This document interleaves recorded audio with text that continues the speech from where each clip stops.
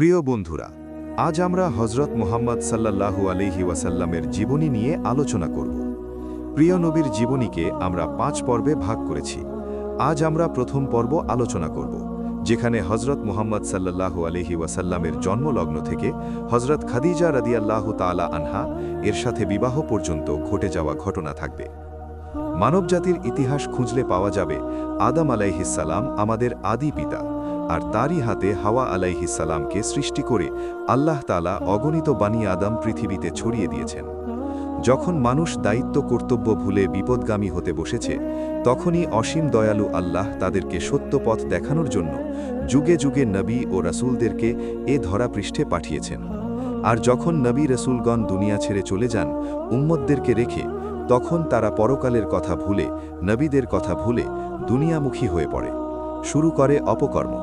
যে যুগটাকে এখনও মানুষ আইয়ামে জাহিলিয়াতের যুগ বলে চিনে। জাহেল অর্থ অন্ধকার। যে যুগে ইসলাম তথা আলোর পথ ভুলে অন্ধকারে নিমজ্জিত ছিল তখনকার লোকেরা, তাই তাদের জাহিলি যুগ বলে আখ্যায়িত করা হয়। এই অন্ধকার যুগে জাহেলিয়াতকে দূর করতে এরই ধারাবাহিকতায় সর্বশেষ এবং সর্বশ্রেষ্ঠ নবী ও রসুল হিসেবে মহান আল্লাহ তাআলা বিশ্বনবী মুহাম্মদুর রসুলুল্লাহ সাল্লাল্লাহু আলাইহি ওয়াসাল্লামকে এমন এমন উত্তম চরিত্রে সাজিয়ে পাঠিয়েছেন, যেজন্য মহান রব্বুল আলামিন নিজেই ঘোষণা দিলেন যে চারিত্রিক এমন কোনো গুণ অবশিষ্ট ছিল না যা তার চরিত্রে অনুপস্থিত। যেমন আল্লাহ বলেন, আপনি অবশ্যই মহত্তম চরিত্রে অধিষ্ঠিত, যাকে বিশ্বজগতের মালিক আল্লাহ তাআলা উত্তম চরিত্রের সনদ দিয়ে পৃথিবীতে পাঠিয়েছেন। কেমন হবেন তিনি, জেনে নিন আজকের ভিডিওতে। প্রিয় দর্শক, বিশ্বনবী হজরত মুহাম্মদ সাল্লাল্লাহু আলাইহি ওয়াসাল্লামের সমগ্র জীবনী সম্পর্কে জানতে হলে পুরো ভিডিওটি শেষ পর্যন্ত দেখবেন। সময়টা 12ই রবিউল আউয়াল মাসের সোমবার। আমিনার কোল আলোক করে এক শিশু জন্মগ্রহণ করল। সোনার টুকরো এক শিশু, চাঁদের সৌন্দর্য তার কাছে হার মানে। আমিনা তার শ্বশুর আব্দুল মুত্তালিবকে এ সুসংবাদ পাঠালেন। এ খবর শুনে আব্দুল মুত্তালিব ছুটে এলেন। নবজাত শিশুকে দেখে তার হৃদয় মন প্রাণ স্বর্গীয় আনন্দে পরিপূর্ণ হয়ে উঠল। তাই বা হবে না কেন? এ যে আব্দুল্লাহর পুত্র। পরম আনন্দে তিনি সেই শিশুপুত্রকে বুকে তুলে নিলেন, কপালে মুখে চুমু খেলেন। তারপর তাকে নিয়ে কাবা শরীফে গিয়ে পৌঁছালেন। তাকে নিয়ে কাবা শরীফ তাওয়াফ করলেন এবং নাম রাখলেন মুহাম্মদ সাল্লাল্লাহু আলাইহি ওয়াসাল্লাম। মুহাম্মদ শব্দের অর্থ প্রশংসনীয়। সবাই যাকে পছন্দ করে, সবাই যাকে ভালো বলে। জন্মের 7ম দিনে আব্দুল মুত্তালিব উট কুরবানি করে সকল কুরাইশকে দাওয়াত করলেন। খাওয়া দাওয়া শেষ করে নিমন্ত্রিতদের মধ্য থেকে একজন বললেন, আব্দুল মুত্তালিব, কি মনে করে আপনার নাতির নাম মুহাম্মদ রাখলেন? বংশগত কোনো নাম রাখলেন না কেন? তিনি বললেন, আমি চাই স্বর্গ মর্ত জুড়ে সর্বত্রই তার প্রশংসা হোক, এমনকি স্বয়ং স্রষ্টাও তার প্রশংসা করুন। সম্ভ্রান্ত কুরাইশ কুলের রীতি ছিল, মায়েরা তাদের সন্তানদের নিজেরা দুধ খাইয়ে মানুষ করতেন না। গ্রামাঞ্চল থেকে দায়ীরা এসে শিশু সন্তানদের নিয়ে গিয়ে নিজেদের দুধ খাইয়ে তাদের বড় করে তাদের মায়েদের কোলে আবার ফিরিয়ে দিয়ে যেতেন। আবার তারা নতুন বাচ্চা নিয়ে যেতেন। যুগ যুগ ধরে এই রীতিনীতি প্রথা সে সমাজে প্রচলিত ছিল। এর ফলে বাচ্চারা খুব মোটাসোটা ও স্বাস্থ্যবান হতো। তাছাড়া শিশুরা ভালো মতো আরবি ভাষাও রপ্ত করে নিত। দায়ীদের বাচ্চা নিতে আসার মৌসুম অতিক্রান্ত হয়ে গিয়েছিল। মুহাম্মদের জন্মের সমান কোনো দায়ী পাওয়া যায়নি। আব্দুল্লাহর এক ভাইয়ের নাম ছিল আবুল আহাব। সোয়াইবা নামে তার এক দাসী ছিল। 2-3 দিন যাবৎ আমিনা তার কোলের সন্তানকে দুধ খাইয়ে তাকে সোয়াইবার দায়িত্বে অর্পণ করেন। কথা ছিল, যতদিন দায়ী পাওয়া না যাবে ততদিন সোয়াইবা তাকে দুধ খাওয়াবেন। সোয়াইবার কিছুদিন দুধ পান করানোর মধ্যেই বনি সাদ গোত্রের দায়ীরা মক্কায় এসে গেল। দায়ীরা শিশুর সন্ধানে ফিরতে লাগল। তারা ঘরে ঘরে গিয়ে বাচ্চার মায়েদের সেবা শুশ্রূষা করত। যে মায়ের যে দায়ীকে পছন্দ হতো, সে মা সে দায়ের হাতে তার শিশু সন্তানকে অর্পণ করতেন। সব মায়েরা পছন্দ মতো দায়ীদের কাছে তাদের সন্তানদের অর্পণে নিশ্চিন্ত হয়ে গেলেন। বাকি রইল শুধু একটি মাত্র দায়ী। তাকে কেউ পছন্দ করল না, কেননা সে ছিল কিছুটা কমজোর ও দুর্বল। গরিবও ছিল যথেষ্ট। তিনি ছিলেন আবু জুয়াইবের কন্যা হালিমা। সবশেষে একটিমাত্র বাচ্চাই রয়ে গিয়েছিল। তিনি ছিলেন আব্দুল্লাহর পুত্র মুহাম্মদ সাল্লাল্লাহু আলাইহি ওয়াসাল্লাম। মুহাম্মদ সাল্লাল্লাহু আলাইহি ওয়াসাল্লাম ছিলেন পিতৃহীন এক এতিম শিশু। সেজন্য তারা তাকে নেওয়ার ব্যাপারে কোনো আগ্রহ দেখায়নি। তাকে লালন পালনের মধ্যেও তারা কোনো লাভ দেখেনি। মনে করেছিল তাকে দুধ খাওয়ানো বেকার। তারা ভাবল, এরকম ইতিম বাচ্চা নিয়ে কী লাভ? তার দাদা এর বিনিময়ে আমাদের কি দেবেন? তার মাই বা আমাদের কি দিতে পারেন? এবার ঘরে ফেরার পালা। দাইরা যার সেই ঘরে ফিরে চলল। তাদের সবার কোলে একটা করে বাচ্চা, সেজন্য স্বভাবতই তারা খুব খুশি। হালিমার স্বামী তার সাথেই ছিলেন। হালিমা তাকে বললেন, আল্লাহর কসম, আমার ভীষণ দুঃখ পাচ্ছে। সমস্ত দায়ীরা কোল ভরে বাচ্চা নিয়ে ঘরে ফিরে যাচ্ছে, আর আমার কোল এখনও খালি। আমি চাই ওই এতিম বাচ্চাটাকে নিয়ে আসি। খালি হাতে ফেরার চেয়ে একটা এতিম বাচ্চা নিয়ে ফেরাই ভালো। স্বামী বললেন, যাও নিয়ে এসো, এতে আর অসুবিধা কি হয়? হয়তো আল্লাহ আমাদের ওতে অনুগ্রহ করবেন। হালিমা বাচ্চা নিতে আমিনার কাছে গিয়ে পৌঁছে। আমিনার মনেও বড় দুঃখ ছিল যে তার অন্যান্য বান্ধবীদের বাচ্চাদের দাইয়েরা হাতে হাতে নিয়ে গেছে, কিন্তু তার কলিজার টুকরো সন্তানটির খোঁজ খবর কেউ নিল না। হালিমা তার সন্তানকে নিলে আমিনা খুব খুশি হলেন। আনন্দে তার মন প্রাণ ভরে উঠল। হালিমা শিশু মুহাম্মদকে বুকে ধরে তার শুকনো স্তন মুখে ধরলেন। তাতে নামমাত্র দুধ ছিল, কিন্তু কি আশ্চর্য ব্যাপার যে তাতে মুখ দেওয়ার সাথে সাথে দুধের স্রোত জারি হয়ে গেল। দুধে বুক ভরে উঠল। দুধের স্রোতে বাচ্চার মুখ ভিজে যেতে লাগল। এসব দৃষ্টে হালিমার বিস্ময়ের অবধি রইল না। মোহাম্মদ সাল্লাল্লাহু আলাইহি ওয়াসাল্লামের পেট ভরার পর হালিমা নিজের বাচ্চাকেও প্রাণ ভরে দুধ খাওয়ালেন, অথচ ইতিপূর্বে তার নিজের সন্তানেরই পেট ভরত না। দুধ খেয়ে সে কখনোই সুতপ্ত হতো না। বুকের মধ্যে মুখ ঘষে আরও বেশি দুধ পাওয়ার চেষ্টা করত। হালিমার এক গাভী নূর ছিল, একেবারেই হালকা পাতলা, দুর্বল। খিদে পেলে হালিমার স্বামী তাকে দহন করতে শুরু করলেন। বিস্ময়কর ব্যাপার যে বাট সদা সর্বদা শুকনো থাকত, তা দুধে ভরে গেল। তা থেকে টপ টপ করে দুধ পড়তে লাগল। হালিমার স্বামী তা পান করলেন। হালিমা নিজেও পান করলেন, প্রাণ ভরে পান করলেন। পরম প্রতৃপ্তিতে তনমন প্রাণ ভরে উঠল। রাত হলে আগে দুই বাচ্চাকে শুইয়ে দিয়ে তারপর দুজন শুয়ে পড়লেন। পরিপূর্ণ ও প্রতৃপ্ত নিদ্রায় দুজনেই বেঘোর হয়ে গেলেন। সকাল হলে হালিমার স্বামী বললেন, হালিমা, আল্লাহর কসম, তুমি এক পবিত্র সন্তান পেয়েছ। তোমার কি মনে হয়? হালিমা বললেন, আল্লাহর কসম, আমারও তাই মনে হয়। দাইয়েরা কাফেলা ঘরে ফিরে চলল। হালিমার গাধা সকলের আগে আগে হেঁটে চলল, সাথে দাইয়েরা। তা দেখে বলল, আহারে, ও জুয়াইবের মেয়ে, একটু দাঁড়াও না, আমাদেরও সাথে করে নাও। আরে, ও তো সেই গাধাটি যাতে চড়ে তুমি এসেছিলে। সে তো রাস্তায় হেঁটে হেঁটে থেমে যাচ্ছিল বারবার, তুমি পিছিয়ে পড়ছিলে। হালিমা পরম আনন্দে বললেন, আল্লাহর কসম, এ তো সেই গাধাটি। সাথীরা বললেন, আল্লাহর কসম, এ তো বড় আশ্চর্য ব্যাপার। হালিমার বাড়িকে এখন অনুগ্রহ বর্ষিত হতে লাগল। সমস্ত কিছুতেই বরকতে প্রকাশ ঘটতে লাগল। বাড়ির পোষা প্রাণীরা মোটা তাজা হয়ে উঠল। গাভীন প্রাণী স্তন দুধে ভরে উঠল। প্রিয় নবী হজরত মুহাম্মদ সাল্লাল্লাহু আলাইহি ওয়াসাল্লাম দেখতে দেখতে 2 বছর অতিক্রান্ত হয়ে গেল। আমিনার পুত্র হালিমার দুধ পান করে বেড়ে উঠতে লাগল। সীমা নামে হালিমার এক কন্যা ছিল। সীমা তাকে কোলে নিয়ে আদর করে উদার উন্মুক্ত মরুপ্রান্তরের খোলা হাওয়ায় বেড়ে ওঠে মুক্ত স্বাধীন জীবন। শিশু মোহাম্মদ বেড়ে উঠতে লাগলেন। সুন্দর, স্বাস্থ্যবান ও পাকাপোক্ত হয়ে বেড়ে উঠছেন তিনি। দুধ খাওয়া দিন শেষ হয়ে এলো। এবার মায়ের ছেলের মায়ের কোলে ফেরার পালা। ঘরের ছেলে ঘর আলো করে ঘরের শোভা বর্ধন করবেন, কিন্তু প্রাণ প্রাচুর্যে ভরা এই বরকতময় শিশুপুত্রের বিচ্ছেদ হালিমা কিভাবে সহ্য করবেন? এ শিশু তো দয়ার প্রতিমূর্তি, সুখের সাধনার, সৌভাগ্যের প্রতীক। কোনো প্রকারে তাকে ত্যাগ করার জন্যে তিনি প্রস্তুত নন। তার ইচ্ছে যে পুণ্যাত্মা শিশুর কল্যাণে তার গরিবের সংসারে বরকতের ধারা অব্যাহত থাকুক। তিনি মুহাম্মদ সাল্লাল্লাহু আলাইহি ওয়াসাল্লামকে নিয়ে তার মায়ের কাছে চললেন। তার মনের ইচ্ছে যে তার মায়ের অনুমতিতে শিশু মোহাম্মদকে তার কাছে আরও কিছুদিন রাখবেন। আমিনার কাছে এসে বললেন, আমার ভয় হয় যে মক্কায় এই আবহাওয়ায় মোহাম্মদকে রেখে দিলে তার কোনো ক্ষতি হতে পারে। আপনি বিবেচনা করে তাকে আরও কিছুদিন আমার কাছে রাখার অনুমতি দিন। আর একটু বড় হোক, তারপর আমি ঠিক সময় দিয়ে যাব। হালিমা আমিনার কাছে পীড়াপিড়ি করতে লাগলেন, বারবার একই কথা বলতে লাগলেন, তাকে গোছাতে লাগলেন, মক্কার খারাপ আবহাওয়ার দোহাই দিতে লাগলেন। অবশেষে আমিনা রাজি হলেন, যার পরন্যায় খুশিতে হালিমার মন প্রাণ ভরে উঠল। তিনি শিশু মোহাম্মদকে নিয়ে আবার বাড়ি পানে রওনা হলেন। মুহাম্মদ সাল্লাল্লাহু আলাইহি ওয়াসাল্লাম আবার সেই দিগন্ত বিস্তৃত প্রকৃতির কোলে ফিরে এলেন।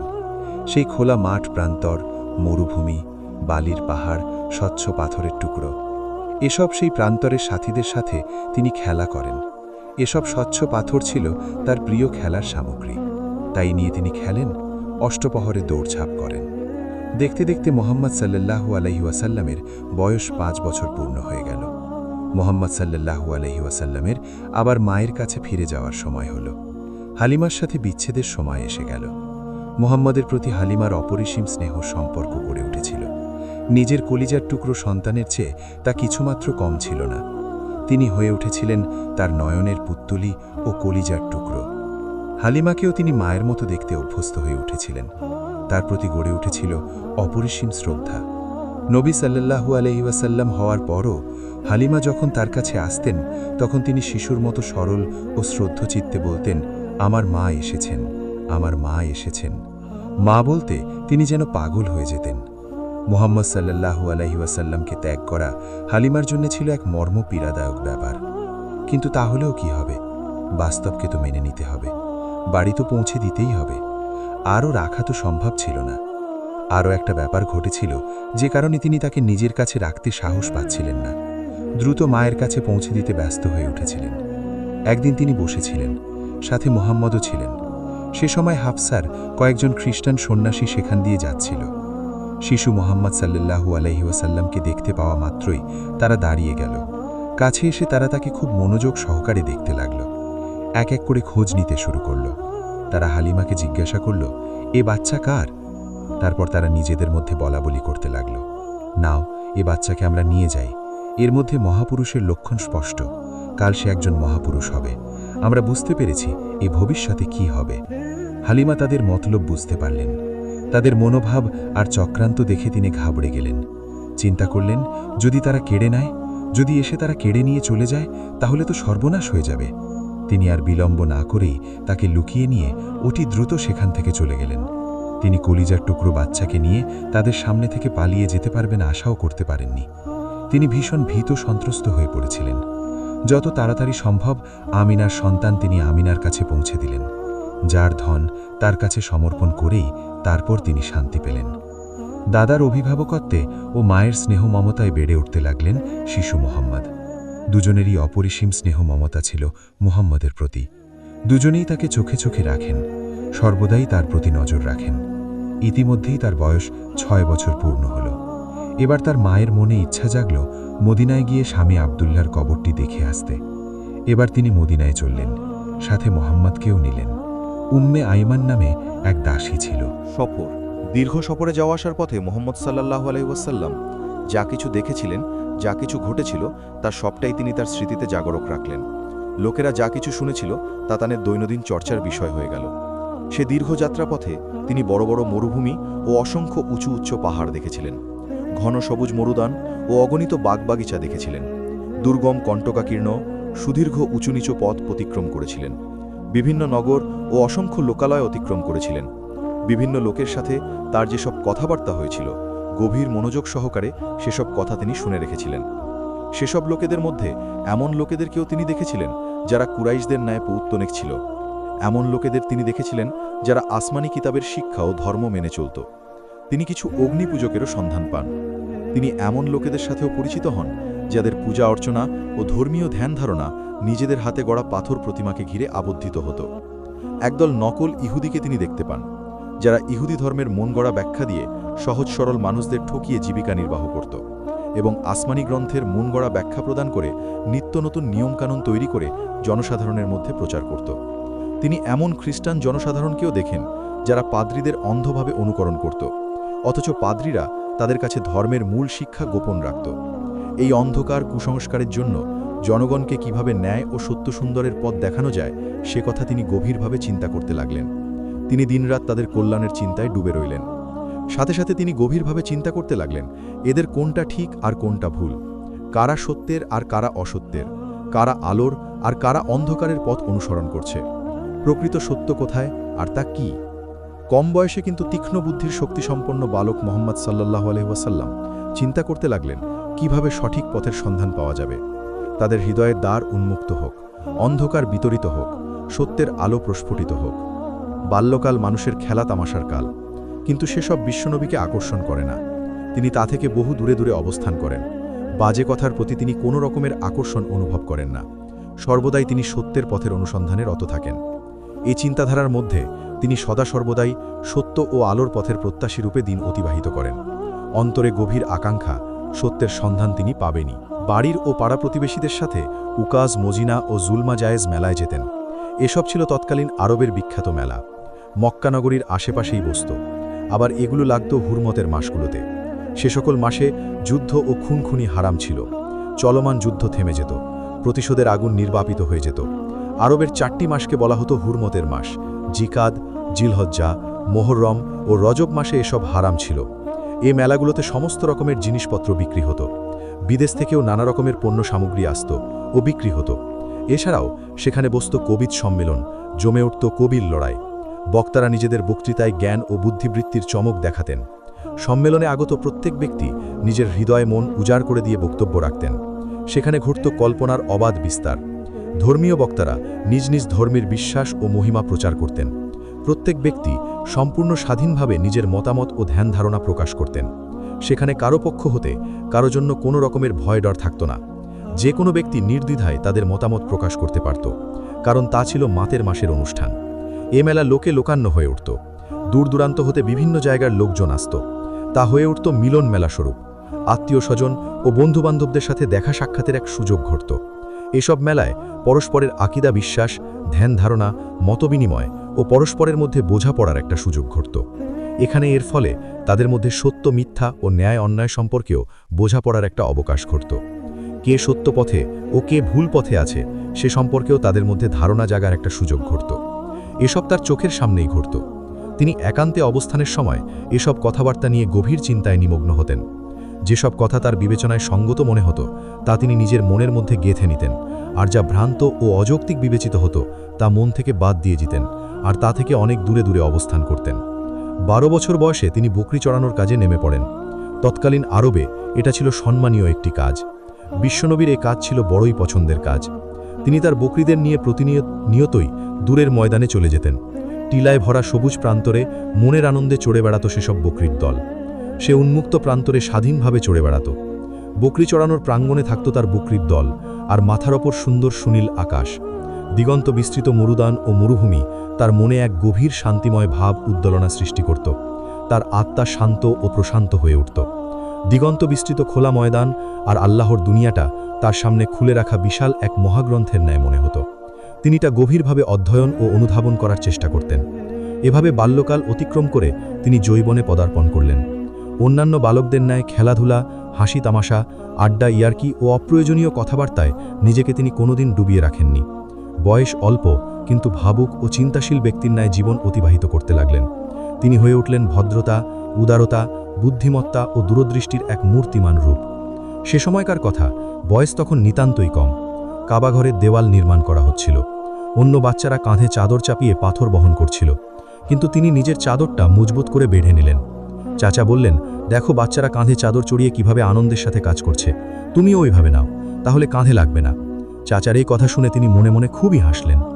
মক্কার একটা সাধারণ রেওয়াজ ছিল যে তারা সন্ধ্যার পরে বাড়ি ছেড়ে বিশেষ কোনো স্থানে সমবেত হয়ে রঙ্গরসিকতার আসর বসাতেন। আকর্ষণীয় বিষয়বস্তুর সমন্বয়ে জমে উঠত সে আসর। নয়া নয়া কাহিনী শোনা ও শোনানো ছিল সে আসরের অন্যতম আকর্ষণ। সে কাহিনী বলার ঢংও ছিল বেশ আকর্ষণীয়। লোকেরা সারা রাত ধরে তা মন্ত্রমুগ্ধের মতো শুনত। এ ছিল তাদের সাংস্কৃতিক অনুষ্ঠান। তার এক সাথী তাকে একদিন বললেন, মোহাম্মদ, চলো তুমিও একদিনে আসরে চলো। তখন ছিল তার উঠন্ত বয়স। সাথীর পীড়াপিড়িতে তিনি একদিন সে আসরে যাওয়ার জন্য প্রস্তুত হয়ে গেলেন। এ ছিল তার বকরি চড়ানোর সাথী। তিনি বললেন, আজ রাতে আমরা বকরি দিয়ে তুমি দেখাশোনা করো। তিনি সত্যি সত্যি সে মনোরঞ্জক অনুষ্ঠানের উদ্দেশ্যে রওনা হয়ে গেলেন। আসর থেকে দূরে রাস্তাতে কোনো একটি বাড়ি থেকে গান বাজনার আওয়াজ তিনি শুনতে পেলেন। তিনি সেখানে বসে শুনতে লাগলেন। কিছুক্ষণ পরে এলো ঘুম। সেখানে তিনি শুয়ে ঘুমিয়ে পড়লেন। ঘুমের মধ্যে রাত কেটে গিয়েছিল। চোখ মেলতে দেখলে বেলা উঠে গেছে। বেলা চড়তে তিনি তার সাথীর কাছে চলে গেলেন। তাকে দেখে সাথী বলল, বলো মোহাম্মদ, রাত কেমন কাটালে? তিনি বললেন, কি বলবো, যাচ্ছিলাম, পথে যেতে যেতে কানে ভেসে এলো এক মনোহর গীত। আওয়াজও ছিল ভারী মনোরম। ভাবলাম এখানে দাঁড়িয়ে একটু শুনি, একটু পরে না হয়ে যাব। বসে শুনতে শুনতে ঘুম এসে গেল। ঘুমিয়ে পড়লাম। ঘুম ভাঙতে দেখি সকাল হয়ে গেছে। পরদিন রাতেও সাথী তাকে একই অনুরোধ করল। বলল, দেখো, আজ আর এ সুযোগ ছাড়া উচিত নয়। তিনি আবার চললেন। যেতে যেতে পথে আবার কানে ভেসে এলো রসভরা গীত। কণ্ঠস্বর ছিল বেশ মনোরম। মনে হলো যেন এই আওয়াজ আকাশ থেকে ভেসে আসছে। তিনি বসে গেলেন এবং আগের রাতের মতোই কানে শুনতে শুনতে সেখানে শুয়ে ঘুমিয়ে পড়লেন। 40 বছরের বয়সকালের মধ্যে তিনি মাত্র দুবার এরকম ইচ্ছা প্রকাশ করেছিলেন, কিন্তু এই বিপর্যয় থেকে আল্লাহই তাকে রক্ষা করলেন, কেননা আল্লাহর দৃষ্টিতে এসব বাজে ব্যাপারের চেয়ে অনেক ঊর্ধ্বে ছিল তার স্থান। তিনি ছিলেন খোদা তাআলারই আমানত। একথা তিনি স্বপ্নেও ভাবেননি যে তিনি এসব কাজ করতে পারেন যা তার সততা, পবিত্রতা, আমানতদারিতা ও সচ্চরিত্রার উপর সামান্যতম কালিমাও লিখতে পারে। তিনি ছিলেন লজ্জা, সারল্য ও সততার মূর্তিমান রূপ।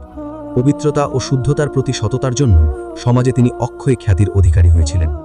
ঈমানদার ও আমানতদারিতে তিনি ছিলেন নিজের উপমা। তার পবিত্রতা, সচ্চরিত্রতা, সততা ও নানাবিধ গুণের কারণে মক্কাবাসী তাকে যে আলামিন উপাধি দিয়েছিলেন তাতে বিন্দুমাত্র অতিশয়তা ছিল না। তিনি ছিলেন এ বিশেষণের সুপযুক্ত আর নিজেই ছিলেন নিজের একমাত্র দৃষ্টান্ত। তরুণ বয়সে তিনি তীর চালানো শেখেন, যুব বয়সে সামরিক শিক্ষা লাভ করেন।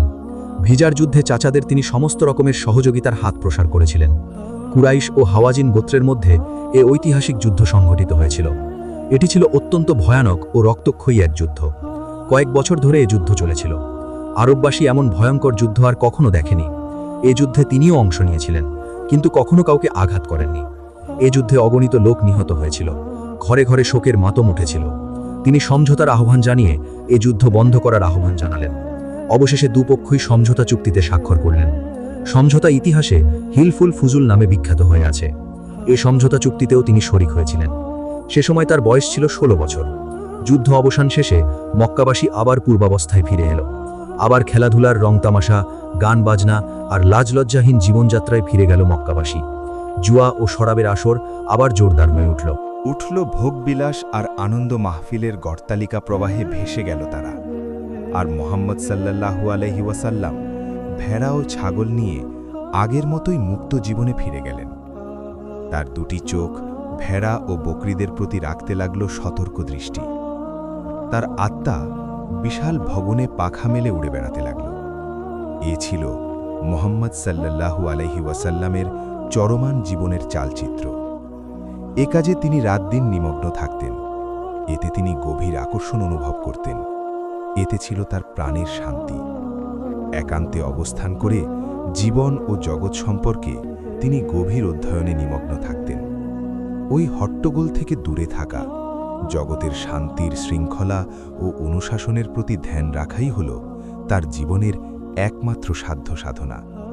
তিনি শুধু পশুচারণের মধ্যে তখন লিপ্ত থাকতেন ও তার উন্মুক্ত প্রান্তর তার হৃদয় মনে গভীর শান্তির পরশ বুলিয়ে দিত।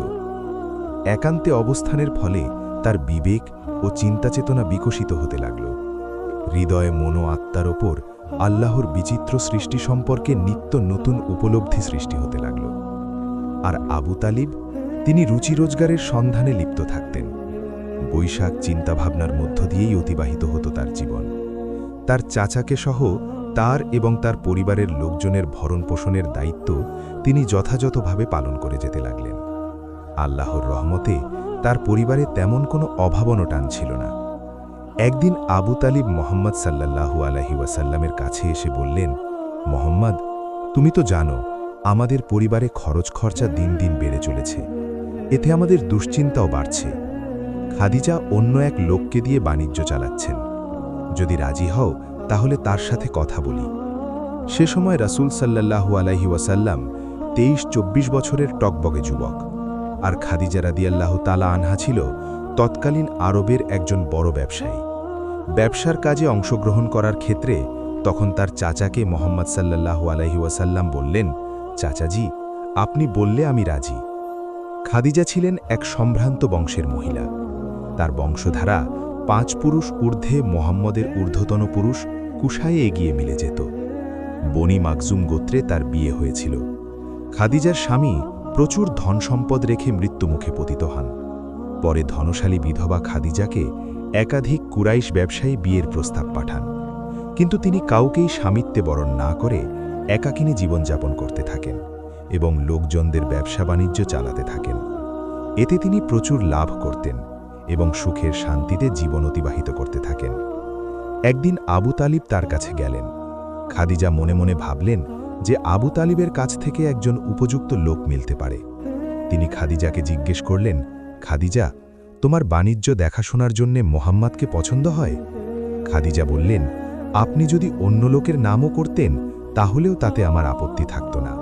আর আপনি এমন একজন লোকের নাম করেছেন, তিনি আবার আল আমিন। আবু তালিব আনন্দিত। ফিরে এসে বললেন, মোহাম্মদ, আল্লাহ রোজগারের ব্যবস্থা করে দিয়েছেন। সিরিয়ার উদ্দেশ্যে বাণিজ্য কাফেলা প্রস্তুত। তাতে মোহাম্মদ সাল্লাল্লাহু আলাইহি ওয়াসাল্লামও ছিলেন। তার সাথে খাদিজার গোলাম মায়েশারাও ছিল।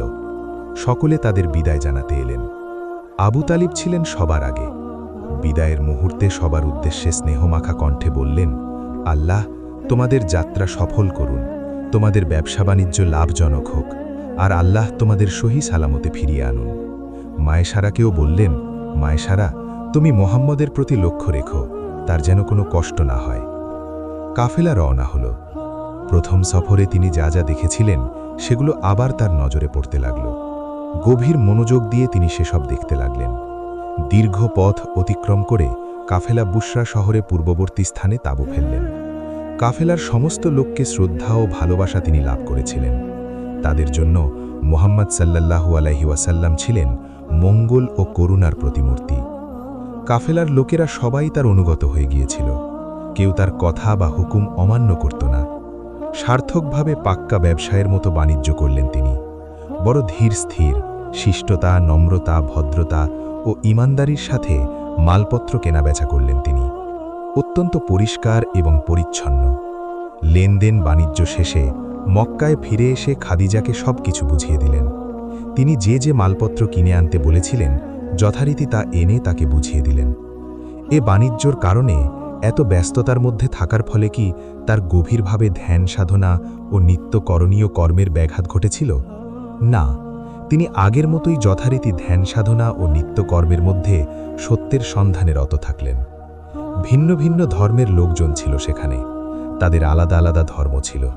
তারা নিজ নিজ ধ্যান ধারণা অনুযায়ী আপন কর্মে ব্যস্ত থাকত। তিনি সেসব নিয়ে চিন্তা করতেন আর ভাবতেন কাদের মতবাদ ঠিক, কারা কতটা সত্য পথে। অসীম এসব চিন্তায় তিনি গভীরভাবে ডুবে থাকতেন। বাণিজ্য কাফেলা যে স্থানটিতে তাঁবু ফেলেছিল তার নিকটে ছিল এক ছায়াদার বৃক্ষ। অভ্যাসমতো তিনি সে গাছের নিচে বসেছিলেন। মায়েশারা এদিক ওদিক কিছু কাজকর্মে ব্যস্ত ছিল। কাছেই ছিল এক গির্জা। সেখান থেকে এক পাদ্রী মায়েশারার কাছে গেলেন। তার নাম নস্তুর। মায়েশারা প্রতি বছরই বাণিজ্য আসত, তাই ওই পাদ্রী নস্তুর তাকে বেশ ভালোই চিনতেন। পাদ্রী নস্তুর মায়েশারাকে জিজ্ঞেস করলেন, মায়েশারা, তোমার সাথে উনি কে? মায়েশারা বললেন, উনি এক কুরাইশ যুবক। নস্তুর বলল, তুমি ওর মধ্যে কি কি বৈশিষ্ট্য লক্ষ্য করেছ? মায়েশারা বলল, ইমানদারি, পরিষ্কার পরিচ্ছন্নতা, নম্রতা, ভদ্রতা ও উদারতা ও সদাচারিতা, সমুদ্রের মতো গভীর চিন্তাশীলতা, পরিষ্কার যার ক্ষমতা, সুবুদ্ধি ও গভীর মনোযোগ সহকারে সবকিছু পর্যবেক্ষণ করা, এসব বৈশিষ্ট্য আমি তার মধ্যে লক্ষ্য করেছি। নস্তুর বিস্ময়ে অভিভূত চিত্তে জিজ্ঞেস করলেন, তার চোখ দুটি কেমন? মায়েশারা এ প্রশ্ন শুনে কিছুটা হতমত খেয়ে গেল। তারপর বলল, আয়ত ও কৃষ্ণবর্ণের চোখ দুটির সাদা অংশে সামান্য লাল আভা রয়েছে। চোখের ভ্রমরা কালো, মনে হয় যেন কাজল লাগানো। তার এই আয়ত চোখ দুটি তার সৌন্দর্যকে আরও বাড়িয়ে দিয়েছে। নস্তুর যাকে দেখে মায়েশারাকে এসব প্রশ্ন করেছিলেন তিনি বললেন, মায়েশারা, ওই গাছের নিচে বসে থাকা যুবকের সম্পর্কে যে বৈশিষ্ট্যগুলোর কথা তুমি বললে, আমার ধারণা উনি নবী হবেন। নস্তুর এবার মোহাম্মদের কাছে এসে তার সম্প্রদায়ের মধ্যেকার লোকজনের আচার আচরণ সম্পর্কে নানাবিধ প্রশ্ন করতে লাগলেন। তার ইচ্ছা এ সকল ধর্মমত, চালচলন ও আচার ব্যবহার সম্পর্কে তার মনোভাব সম্পর্কে জ্ঞাত হওয়া। তিনি ওই সকল ধর্মমত খণ্ডন করে সে সম্পর্কে নিজের অসন্তুষ্টি প্রকাশ করলেন। নস্তর নিজে ছিলেন ঈসা আলাইসালামের অনুসারী। এবার তিনি সে ধর্ম সম্পর্কেও প্রশ্ন করলেন। তিনি সে ধর্মের মধ্যে সমস্ত ভালো মন্দ সম্পর্কে স্পষ্ট মতামত প্রকাশ করলেন। কিছুদিন বাদে কাফেলা মক্কায় ফিরে এলো। মারুজ্জাহারানি পৌঁছালে মায়েশারা মোহাম্মদ সাল্লাল্লাহু আলাইহি ওয়াসাল্লামকে বললেন, আলামিন, আপনি এখান থেকে খাদিজার কাছে গিয়ে তাকে সুসংবাদ দিয়ে আসুন। তিনি উটের পিঠে সবার হয়ে রওনা হলেন। মক্কায় পৌঁছতে দুপুর হয়ে গেল। খাদিজা তখন বালাখানায় আপন মনে বিচরণ করছিলেন। ঠান্ডা হাওয়ায় মনটাকে ভাসিয়ে দিয়ে আপন মনে ঘোরাফেরা করছিলেন। এমন সময় তার দৃষ্টি গেল উন্মুক্ত মরু প্রান্তরের পানে। তিনি দেখলেন উটের পিঠে সওয়ার হয়ে মরুভূমির তপ্ত দিগন্ত হতে বালি উড়িয়ে কে যেন দ্রুত গতিতে সেদিকে এগিয়ে আসছেন। তিনি ভাবছেন, কে আসছেন এদিকে? খাদিজা আগন্তুককে চেনার চেষ্টা করতে লাগলেন। উষার রোহী আরও নিকটবর্তী হলেন। আরও নিকটবর্তী নিশ্চিতভাবে দেখলেন ইনি আর কেউ নন, আলামিন মোহাম্মদ সাল্লাল্লাহু আলাইহি ওয়াসাল্লাম। দ্রুত গতিতে তিনি তার বাড়ির দিকেই এগিয়ে আসছেন। সদর দরজায় পৌঁছতে খাদিজা বড় নিষ্ঠার সাথে স্বাগত জানালেন। বাণিজ্য শেষে নির্বিঘ্নে ফিরে আসার জন্য তিনি খুবই আনন্দ প্রকাশ করলেন। তারপর তিনি যার পর্নায় আনন্দ চিত্তে ব্যবসা বাণিজ্যের সমস্ত বিষয়ে অবগত করালেন। বাণিজ্যের কেনা বেচার লাভ লোকসান সমস্ত কিছুই তাকে শোনালেন। লোকসান তো নয়, সমস্তই লাভ। খাদিজা পুঙ্খানুপুঙ্খ রূপে সব কিছু শুনতে লাগলেন, আর সুসংবাদ শুনে আনন্দিত চিত্তে বাহবা দিতে লাগলেন। মোহাম্মদের সুস্পষ্ট বিবরণীতে খাদিজা যার পর্নায় আনন্দিত হলেন, তার মিষ্টি মধুর বচন আর তার সার্বিক আচার আচরণে তিনি মহাবিষ্ট হয়ে পড়তে লাগলেন। এর পূর্বেও বাণিজ্যে মুনাফা হয়েছে ঠিকই, কিন্তু এত মুনাফা আর কখনোই হয়নি। সমস্ত বৃত্তান্ত শুনে খাদিজা বড়ই প্রভাবিত হলেন। এবার মায়েশারাও এলো। তার মুখ থেকেও শুনলেন বাণিজ্যের যাবতীয় সুখবর। সমস্ত ঘটনায় তাকে অভিভূত করে তুলল, যা ছিল কল্পনাতীত।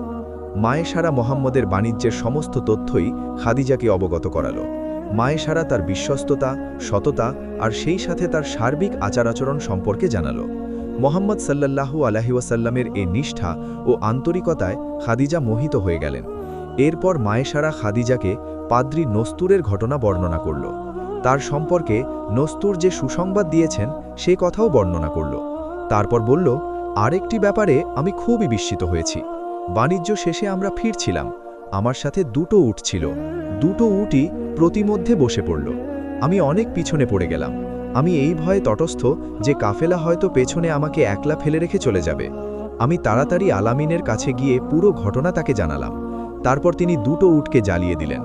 দু হাতে দুটি উটের লেজ ধরে তাদের হাঁকিয়ে দেওয়ার সাথে সাথে তারা এত জোরে চলতে লাগলো যে আমি পড়ে যাওয়ার ভয়ে তটস্থ হয়ে উঠলাম।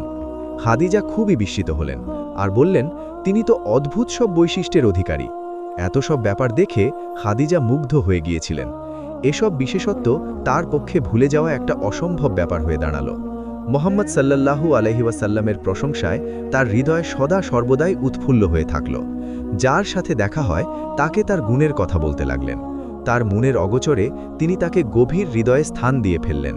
তার মতো সদাচারী, মহৎ, সত্যবাদী, সচ্চরিত্র এক যুবক আলামিনকে জীবনসাথী হিসেবে পাওয়ার আকাঙ্ক্ষায় তার হৃদয় উদ্বেলিত হয়ে উঠল।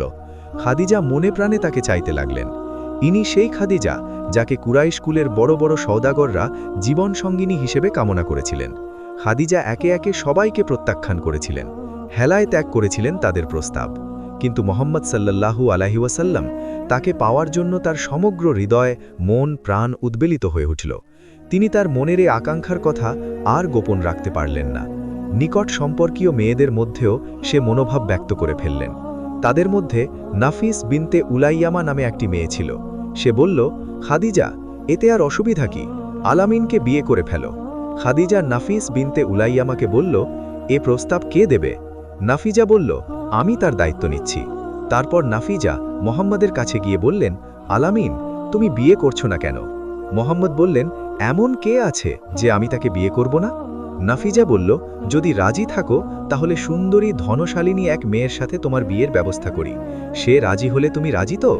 মোহাম্মদ সাল্লাল্লাহু আলাইহি ওয়াসাল্লাম খাদিজার স্বভাব চরিত্র ও তার বুদ্ধিমত্তার প্রতি খুবই শ্রদ্ধাশীল ছিলেন। তার সম্পর্কে তিনি যেমনটা শুনেছিলেন তেমনটিই পেয়েছিলেন। লোক সমাজে তিনি তাহিরা বা পবিত্র নারী নামে খ্যাত ছিলেন। তিনি তাকে তাহিরাই পেয়েছিলেন। কিন্তু তার সাথে বিয়ে এ কথা তিনি স্বপ্নেও ভাবেননি, কেননা তিনি জানতেন যে অনেক ধনী সওদাগরও সেখানে পাত্তা পাননি।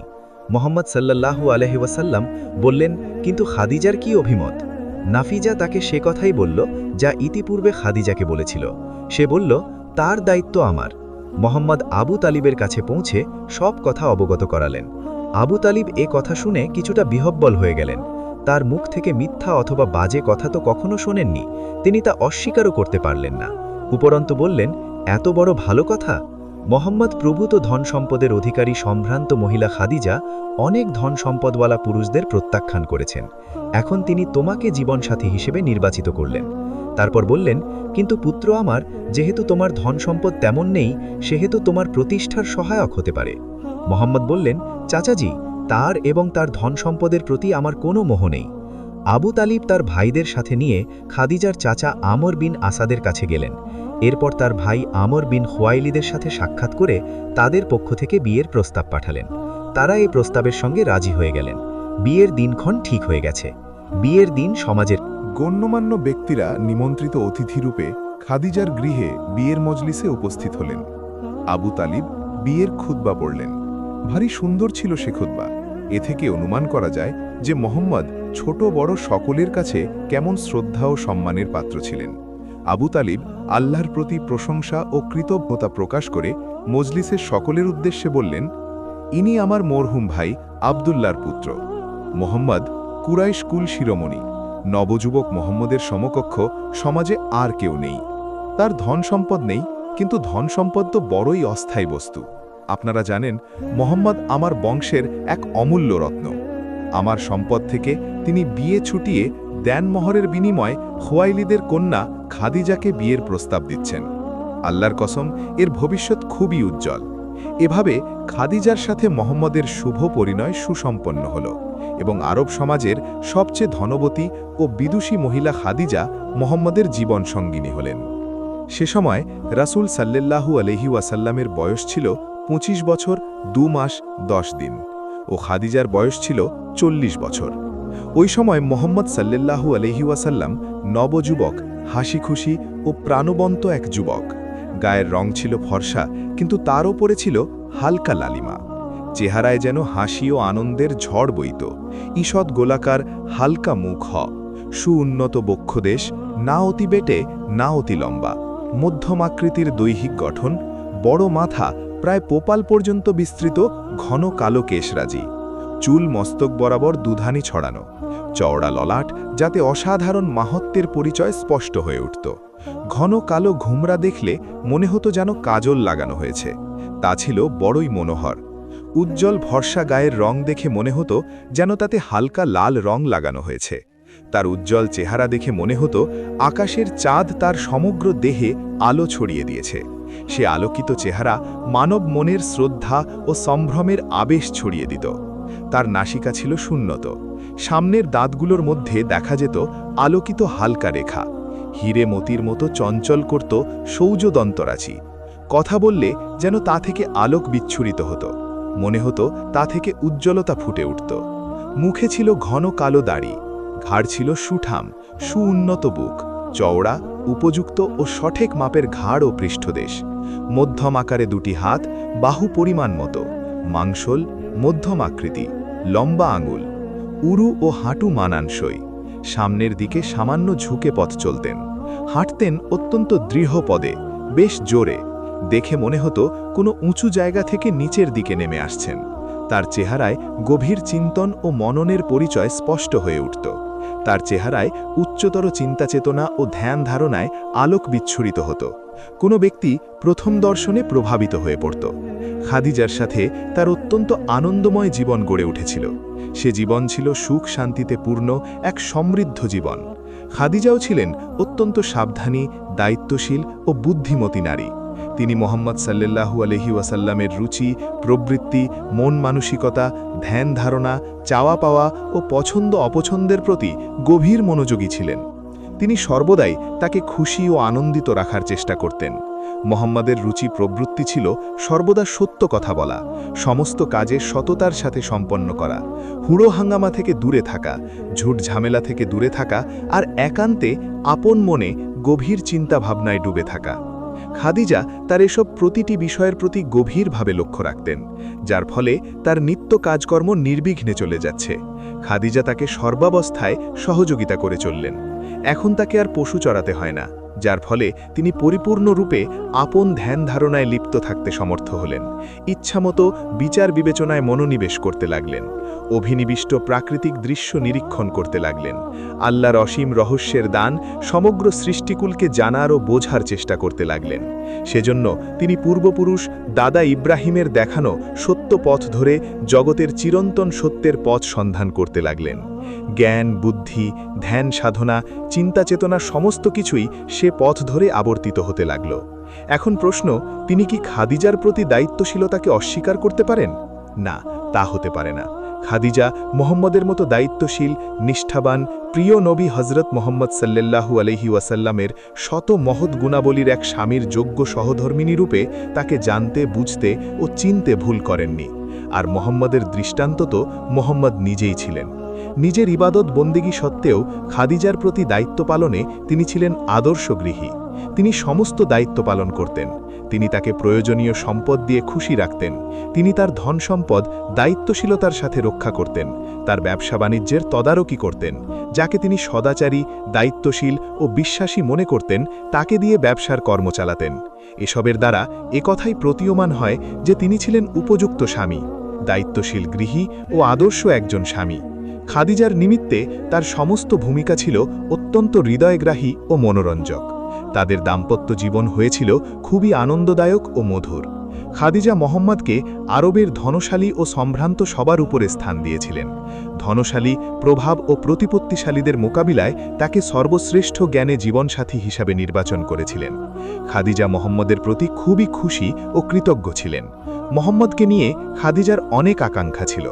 অবশেষে তাকে জীবনসাথী হিসাবে পাওয়ার পর খাদিজার আর কোনো খেদ ছিল না। দাম্পত্য জীবনে পরিতৃপ্তি ও সুখশান্তি মোহাম্মদের জীবনকে আরও সুন্দর ও মহনীয় করে তুলেছিল। পরস্পরের প্রতি খুবই দায়িত্বশীল ও শ্রদ্ধাশীল ছিলেন। খাদিজা তার সমস্ত কথা খুবই মনোযোগ সহকারে শুনতেন। এভাবে করেই মোহাম্মদ সাল্লাল্লাহু আলাইহি ওয়াসাল্লামের বৈবাহিক জীবন খুবই সুখের যাচ্ছিল। প্রিয় বন্ধুরা, আমরা পরের ভিডিওতে হযরত মুহাম্মদ সাল্লাল্লাহু আলাইহি ওয়াসাল্লামের জীবনীর দ্বিতীয় পর্ব আলোচনা করব ইনশাআল্লাহ।